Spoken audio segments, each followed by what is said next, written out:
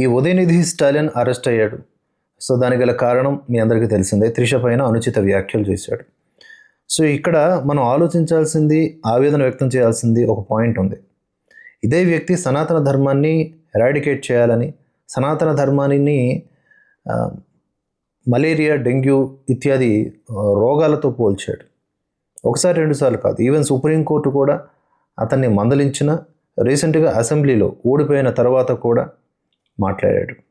అక్కడ అదే సమయంలో టీవీకే విజయ్ సరే కొత్తగా గెలుపొందిన వ్యక్తి అయినప్పటికీ కూడా దాన్ని వారించలేదు.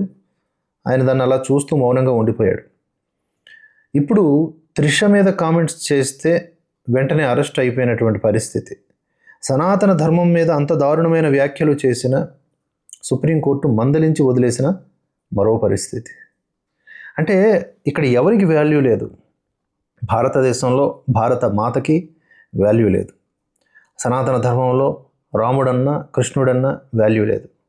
వాళ్ళ మీద కుళ్ళు జోకులు వేయొచ్చు, రామాయణాన్ని వక్రీకరించి కోతలు కుయ్యొచ్చు. ప్రకాష్ రాజు లాంటి వాళ్ళు, వాళ్ళ మీద ఎలాంటి చర్యలు తీసుకోవడానికి లేదు.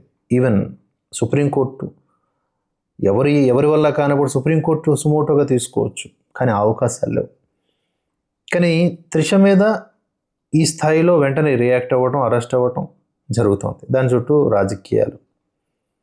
ఆల్ ఆఫ్ సడన్గా స్టాలిన్ డిఎంకే ఆఫీస్కు బయలుదేరాడు.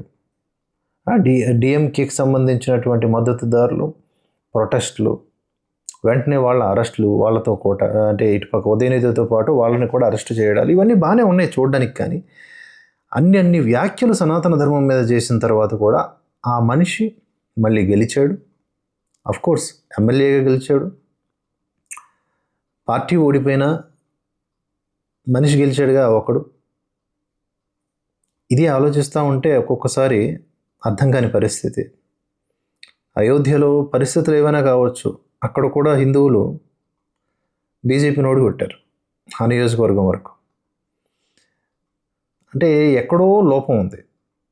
ఏదో తెలియని శాపం మనల్ని వెంటాడుతూ ఉంది.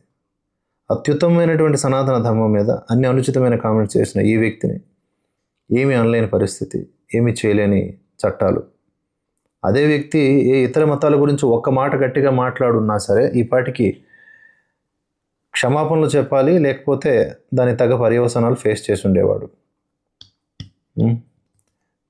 త్రిషకి రియాక్ట్ అవ్వడం, త్రిష మీద అంటే ఒక మహిళ మీద కామెంట్స్కి, అనుచితమైన కామెంట్స్కి ఈ స్థాయిలో రియాక్షన్ ఇవ్వడం బాగానే ఉంది.